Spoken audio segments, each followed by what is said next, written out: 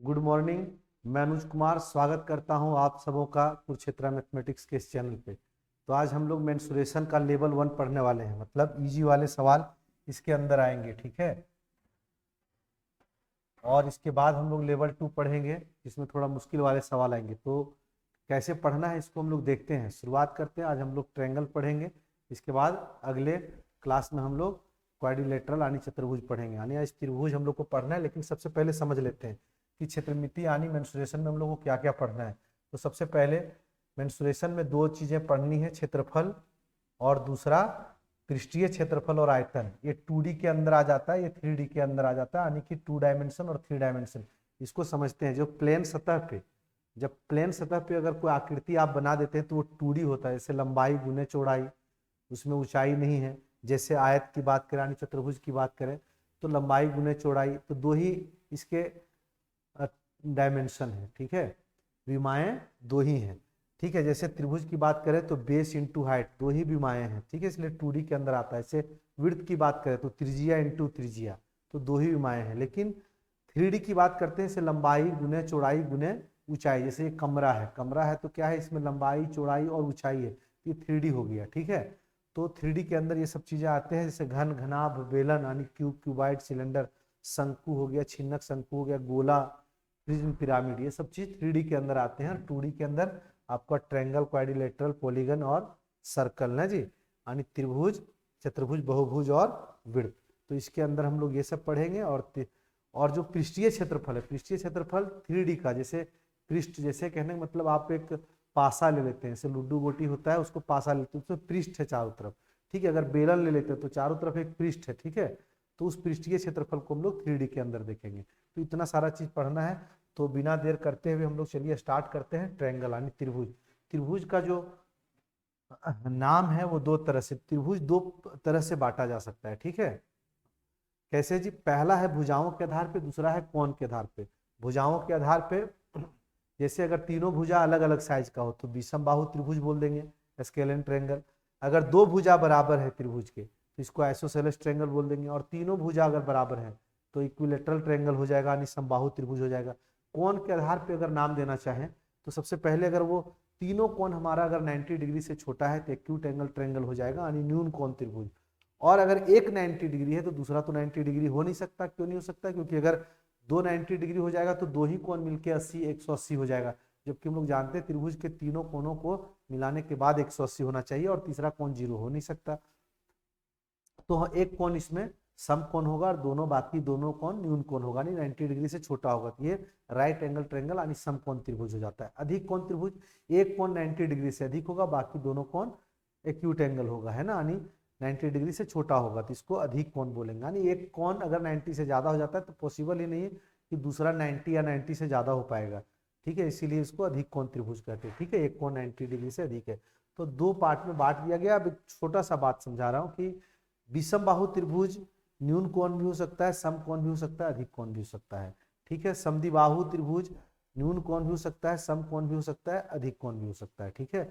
लेकिन समबाहु त्रिभुज चूंकि सभी भुजा बराबर है तब सभी कोण भी बराबर होंगे। अब 180 डिग्री का टोटल कोण ही होता है तो एक कोण 60 डिग्री का होगा, यानी ये हमेशा न्यून कोण होगा। इसीलिए कभी समबाहु त्रिभुज, समबाहु न्यून कोण त्रिभुज नहीं बोला जाता, क्योंकि इसका एक ही होता ही है, तो फिर क्यों न्यून कोण बोला जाएगा? क्योंकि अगर ये पॉसिबल तीनों में, इसलिए इसको पूरा नाम दे सकते हैं विषमबाहु न्यून कोण त्रिभुज, विषमबाहु सम कोण त्रिभुज, विषमबाहु अधिक कोण त्रिभुज, समद्विबाहु न्यून कोण त्रिभुज, समद्विबाहु सम कोण त्रिभुज, ठीक है। सम कोण त्रिभुज को समलंब भी बोला जाता है, समलंब आइसोसेलेस ट्रायंगल ऐसे बोला जाएगा, ठीक है।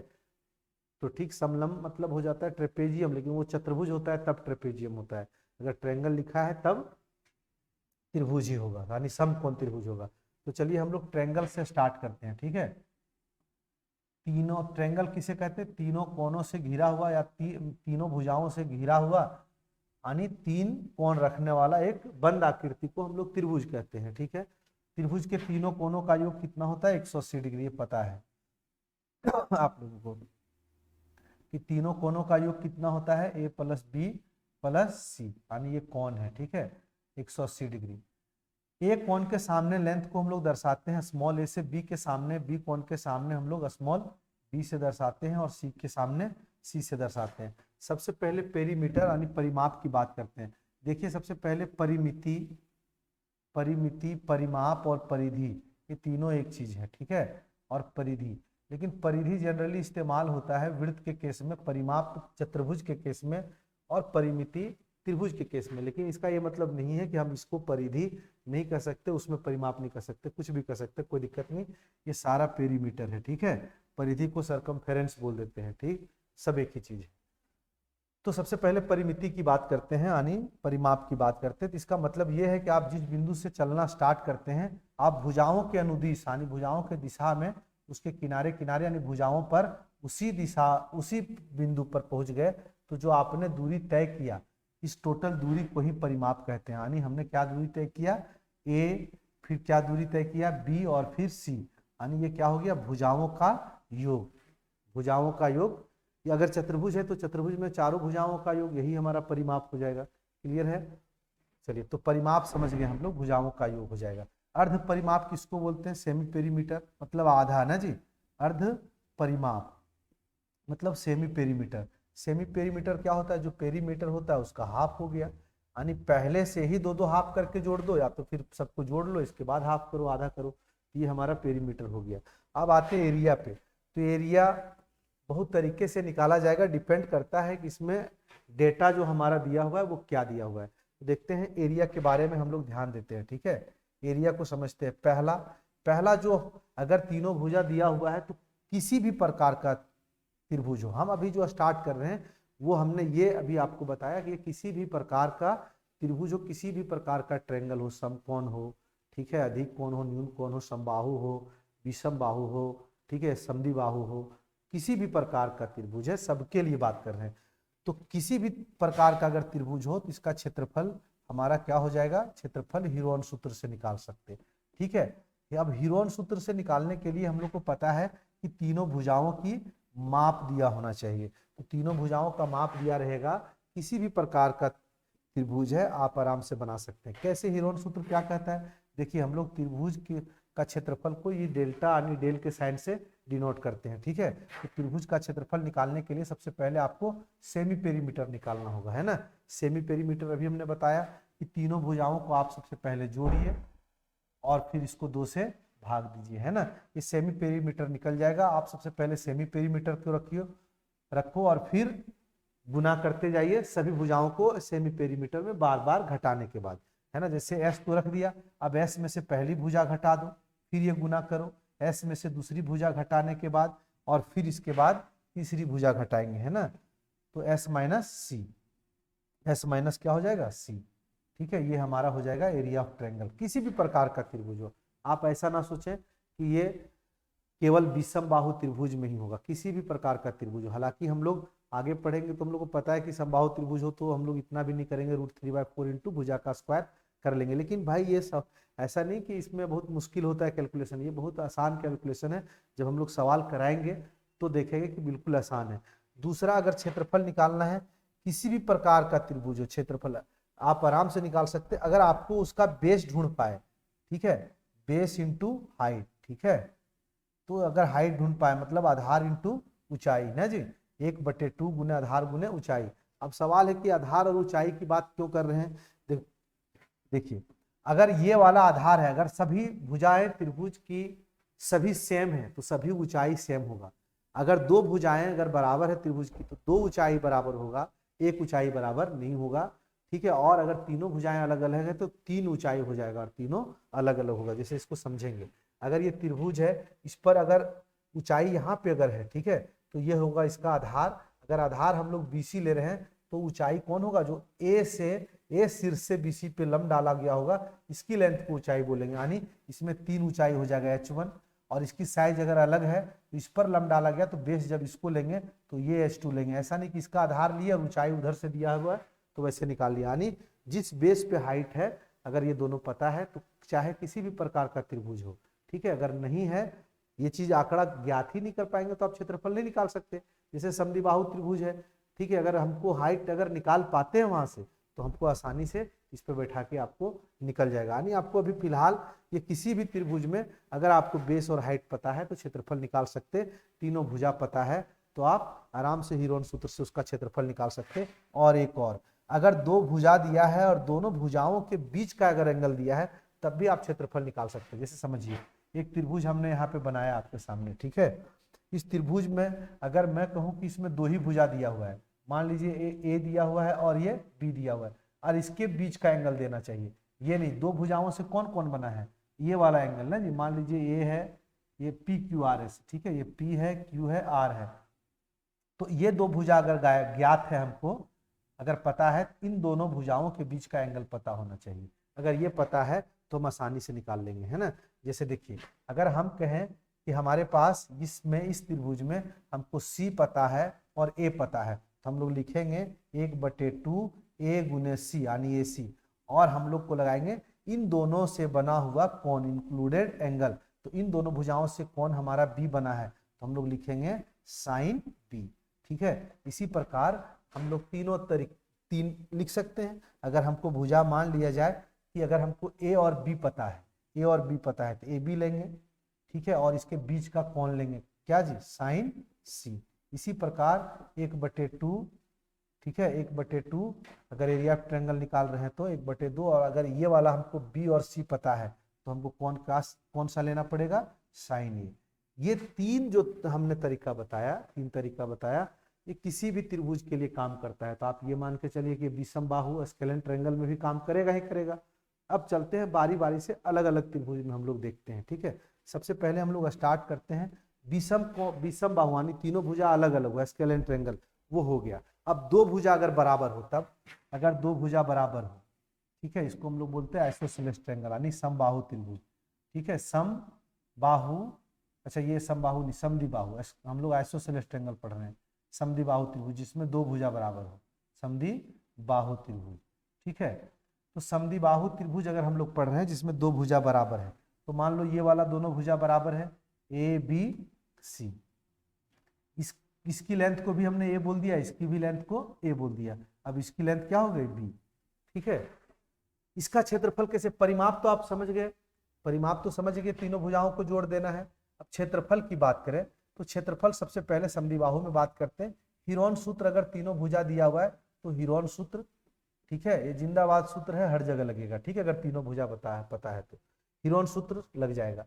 अगर हम इसका क्षेत्रफल अगर निकालना चाहें और आधार, तो भाई अगर ये आधार लेते हैं और इसकी ऊंचाई निकल जाए तो हम लोग आधार गुने क्षेत्रफल, आधार गुने ऊंचाई के मदद से इसका क्षेत्रफल निकाल सकते हैं। कहने का मतलब अभी इसको होल्ड पे इसलिए रख रहे हैं क्योंकि इसकी ऊंचाई पता नहीं है। अभी हम ये मान के चल रहे हैं कि तीनों भुजा पता है तो हीरोन सूत्र लगा सकते हैं। यानी अगर ए बी सी, अरे तीनों भुजा दो तो बराबर ही है, ए और बी, अगर तीनों भुजा पता है तो हम हीरोन सूत्र से क्षेत्रफल निकाल सकते हैं। लेकिन भाई अभी इसमें ऊंचाई नहीं पता, अगर इधर का ऊंचाई रहता तो आधार ये ले लेते, इधर से ऊंचाई रहता तो आधार वो वाला ले लेते। तो अब क्या करें भाई, अब ऊंचाई ढूंढते हैं और इस पर बैठाते, देखिए एक फार्मूला बन जाएगा, और इस फार्मूला को कभी जीवन में याद नहीं रखना है, ठीक है, प्रोसेस को याद रखना है। तो आप देखिए हमने इस पर एक लंब डाला जिसका नाम हमने डी रखा, ठीक है, और लंब का नाम मान लीजिए यही हमारी ऊंचाई है। अब ये ऊंचाई कैसे निकाला जाए, तो सबसे पहले आप देखिए कि अगर दो बराबर भुजा से, दोनों बराबर भुजाओं के शीर्ष से सामने वाली भुजा पर अगर लंब डालते हैं तो सामने वाली भुजा को दो बराबर हिस्सों में बांटेगा। ये बात आपको पता होना चाहिए, ठीक है। हाँ, ये ज्योमेट्री से हम लोग प्रूफ भी करते हैं, ये आपको पता होना चाहिए, ठीक, क्योंकि ये हो जाएगा आपका कैसा त्रिभुज होगा, सर्वांगसम त्रिभुज हो जाएगा, ठीक है। अगर सोचिए टोटल बी है तो इधर आधा चला जाएगा b/2, इधर चला जाएगा b/2। तो भाई देखो इसमें भी हमारा a है, h है, b/2, इसमें भी a है, h है, b/2 है। तो क्या हम पाइथागोरस प्रमेय से इसको निकाल सकते हैं? पाइथागोरस प्रमेय नहीं पता है तभी हम लोग पाइथागोरस प्रमेय भी देखेंगे और पाइथागोरियन ट्रिपलेट भी देखेंगे, ठीक है। तो चलिए हम लोग एडी जिसको हमने h कहा है इसको निकालने का प्रयास करते हैं ना जी, h कहा है इसको निकालने का प्रयास करते हैं। कर्ण के स्क्वायर में से इस बेस के स्क्वायर को घटाएंगे और स्क्वायर रूट लगा देंगे, ठीक है, क्योंकि इधर h का स्क्वायर होगा तो उधर स्क्वायर रूट बनेगा, है ना। अब इसको हम लोग अगर हल करते हैं तो भाई ये तो 4 हो जाएगा, b²/4, तो ये 4a का स्क्वायर माइनस b का स्क्वायर और बटे 4 हो जाएगा। 4 का स्क्वायर रूट 2 निकलेगा तो ये बाहर आ जाएगा, बाकी हमारा 4a² माइनस बी स्क्वायर हो जाएगा। कभी ऊंचाई पूछे तो ये फॉर्मूला पे नहीं बैठाना है, ये जैसे हमने निकाला अभी हम करके दिखाएंगे तब समझ आएगा। अब देखो ये बन गया, अब 1/2, अब ऊंचाई हमने इस पर डाला है तो आधार हमने कितना लिया b, और ऊंचाई क्या निकला 1/2, और अंडर रूट क्या हो गया 4a² माइनस b²। तो क्या हो गया जी b/4 और फिर 4a² माइनस b²। ध्यान रखें यहाँ पे b क्या है, b क्या है, वो वाली भुजा है जो सिर्फ असमान भुजा, और ये क्या है जो दो भुजा बराबर था। समद्विबाहु में दो भुजा बराबर होता है, तो दो भुजा कौन वाला बराबर है, ए वाला।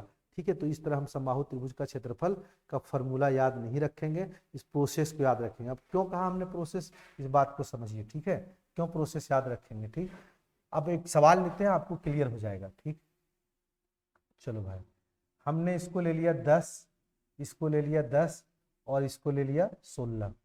ठीक है, इसको ले लिया 16। अब इसका क्षेत्रफल अगर निकालना है, इसका एरिया निकालना है, एरिया।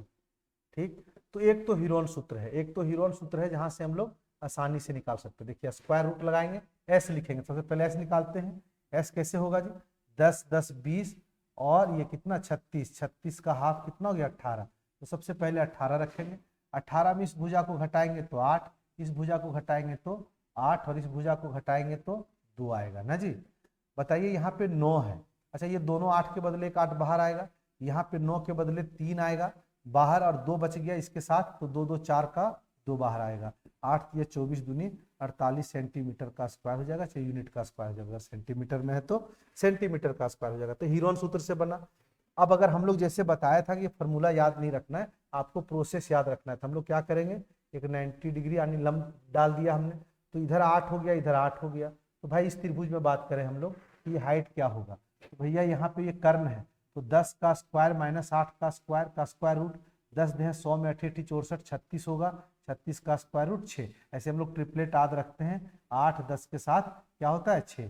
तो ऊंचाई हमारा कितना निकल गया 6, यानी 1/2, और आधार क्या ले लेंगे हम लोग पूरा, ये पूरा त्रिभुज का क्षेत्रफल निकालना है, तो आधार ले लेंगे 16 और हाइट हमारा कितना हो जाएगा 6।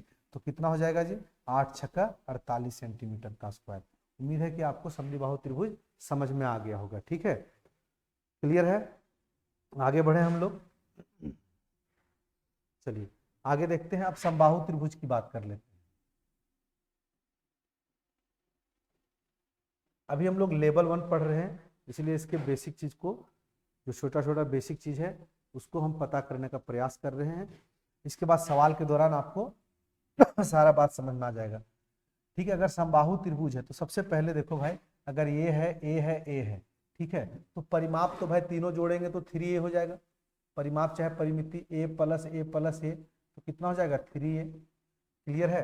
अगर हम क्षेत्रफल की बात करें तो एक तो हीरोन सूत्र हमारे पास है ही, अगर तीनों भुजा पता है तो हीरोन सूत्र हमारे पास है। इसके बाद क्षेत्रफल की बात करें तो फिर से 1/2 गुने आधार गुने ऊंचाई। अब सवाल है कि इसका आधार नहीं है और इसकी ऊंचाई नहीं है, अगर ढूंढ के इस पर बैठा देते हैं तो एक फॉर्मूला बन जाएगा। तो देखते हैं, और ऊंचाई भी हमारा, इसमें ऊंचाई भी पूछा जाता है। क्यों ऊंचाई पूछा जाता है, क्योंकि इसमें 3 भुजा अलग अलग होता है तो 3 ऊंचाई हो जाता है। तो कौन सा ऊंचाई ये कहना पड़ेगा, उसको आधार और ऊंचाई देना पड़ेगा।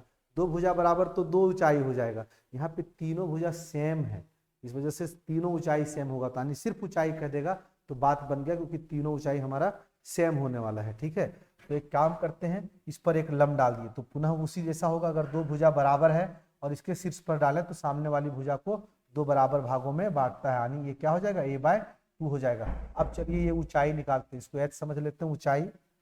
अरे ऊंचाई निकाल रहे हैं हम लोग, तो रूट अंडर क्या करेंगे, ये कर्ण है ना, तो कर्ण का स्क्वायर में से इसके आधार के स्क्वायर को घटाएंगे। ठीक है, अब बताओ भाई ये 4 बनेगा, 4 ये स्क्वायर में स्क्वायर जाएगा तो 3a² होगा बटे 4, और स्क्वायर रूट लगाएंगे तो a का स्क्वायर रूट तो निकल जाएगा a, और 4 का भी 2, लेकिन √3 रह जाएगा। यानी इसको अच्छे से लिखा जाए तो √3/2 इंटू a मतलब भुजा, इंटू भुजा यानी साइड। ठीक है, तो ये हमारा ऊंचाई हो गया, तो इसको भी याद रखना है। ठीक है, ऊंचाई के भी फॉर्मूला को याद रखना है कि समबाहु त्रिभुज का ऊंचाई क्या होता है, √3/2 इंटू भुजा। ठीक है, अब क्षेत्रफल आराम से निकाल सकते हैं। आधार तो तीनों तरीके किधर से भी देखें आधार तो सेम ही है, हर जगह ये है, ऊंचाई भी हर जगह से सेम होगा। ठीक है, √3/2 इंटू भुजा को a बोल रहे हैं, यानी √3/4 इंटू भुजा का स्क्वायर। इसका मतलब क्या हो गया कि भाई याद रखने के लिए क्या करेंगे कि ऊंचाई छोटा होता है क्षेत्रफल से, तो √3/4 ऐसे मतलब याद रखना है कि इसमें कम है, एक ही 2 है और इसमें एक और 2 है, तो नीचे 4 है, √3 10 का 10 है, भुजा इसमें एक ही है तो क्षेत्रफल में भुजा 2 है, यानी भुजा का स्क्वायर है। ठीक है, ठीक ऐसे हम लोग जानते हैं क्षेत्रफल भुजा के स्क्वायर से आता है ना जी, तो इसका स्क्वायर इसमें रहेगा। ठीक, तो आपको पता चल गया। अब इस पर एक सवाल लेते हैं, देखते हैं दोनों क्या हीरोन सूत्र से भी ये ज्ञात हो जाता है। बोले बिल्कुल, छील लेते हैं एक सवाल। 6 इसकी भुजा है। अगर हमको कुछ भी नहीं पता, फॉर्मूला भूल गए, तो हीरोन सूत्र लगाएंगे। तो हीरोन सूत्र में सबसे पहले एस लगाना पड़ता है। 6×18 को अगर हम लोग भागा देते हैं 2 से सेमी पेरीमीटर तो कितना आता है 9। स्क्वायर रूट लिखेंगे 9 पे एस लिखेंगे, एस में पहली भुजा घटाएंगे 3, दूसरी भुजा घटाएंगे 3, तीसरी भुजा भी है 6 ही है तो 3 ही आएगा। 9 का 3 हो गया, इन तीनों से इन दोनों से एक 3 निकल गया, लेकिन एक √3 अकेले रह गया अंदर, यानी 9√3 सेंटीमीटर का स्क्वायर हो जाएगा। ठीक है, अगर हम लोग ऐसे निकाले तब, अगर हम लोग क्या दिक्कत है, अगर हम लोग निकाल दें फॉर्मूला से निकालें तब भी कोई दिक्कत नहीं है। क्षेत्रफल क्या होता है, √3/4 इंटू भुजा का स्क्वायर। ठीक है, भुजा का स्क्वायर √3/4, भुजा 6 है तो 6 का स्क्वायर। ठीक है, 4 में 2 2 होता है, एक 2 से यहाँ कैंसिल किए, एक 2 से यहाँ कैंसिल किए, यानी 9√3 यूनिट का स्क्वायर। ये हमारा क्षेत्रफल हो जाएगा। क्लियर है, आप लोग को समझ में आ गया होगा। त्रिभुज में हम लोग, अब एक त्रिभुज और बचा, समकोण त्रिभुज ना जी, समकोण त्रिभुज, राइट एंगल ट्रायंगल। तो राइट एंगल ट्रायंगल में जाहिर बात है कि 90 डिग्री रहेगा। अगर ये राइट एंगल ट्रायंगल है तो 90 डिग्री रहेगा। 90 डिग्री के सामने वाले साइड को कर्ण बोलते हैं, और जब तक यहाँ और यहाँ एंगल ना दिखाया गया है कि देखने वाला यहाँ से देख रहा है तो ये हाइट हो जाएगा, देखने वाला यहाँ से देख रहा है तो ये हाइट हो जाएगा, यानी बेस और हाइट हम लोग परस्पर बदल भी सकते हैं ना जी। हाँ, तो अगर ये बेस है तो ये हाइट, ये बेस है तो ये हाइट। फॉर्मूला में ऐसे फर्क नहीं पड़ता, b इंटू एच है, बेस इंटू हाइट है। तो अगर यहाँ पे 3 है ये और ये 4 है तो 3 × 4 लिखो चाहे 4 × 3 लिखो, आना तो बराबर ही है। ये हो गया क्षेत्रफल। लेकिन सवाल उठता है कि पाइथागोरस प्रमेय अगर आप जानते हैं तो ये फायदा करेगा इसमें। पाइथागोरियन ट्रिपलेट भी हम लोग सीखेंगे। तो सबसे पहले देखते हैं ये क्या होता है। कर्ण को हाइपोटेनस से डिनोट करते हैं ना जी, क्योंकि यहाँ पे हाइट और हाइपोटेनस दोनों एच से स्टार्ट होता है, इसलिए याद रखें कि यहाँ पे हाइट को हम परपेंडिकुलर से भी डिनोट कर रहे हैं। यहाँ पे नहीं, यहाँ पे तो हाइट है, इसमें ये परपेंडिकुलर, ये हाइपोटेनस यानी कर्ण और ये बेस। तो हम लोग जानते हैं कर्ण का स्क्वायर बराबर आधार का स्क्वायर और लंब का स्क्वायर। ठीक है, यहाँ से अगर हम लोग एच निकालना चाहें तो स्क्वायर रूट उधर चला जाएगा। ठीक है, p का स्क्वायर प्लस b का स्क्वायर। अगर हमको p निकालना है तो भाई बड़ा वाला ये है तो बड़ा में ये छोटा को घटाएंगे, h का स्क्वायर माइनस b का स्क्वायर रूट लगा देंगे। और अगर b निकालना है तो h का स्क्वायर में से p का स्क्वायर घटा के रूट लगा देंगे। हम लोग को पता है, कुछ ट्रिपलेट हम लोग याद भी रख लेते हैं। चलिए तो पाइथागोरन ट्रिपलेट देखते हैं जी। Pythagorean triplet,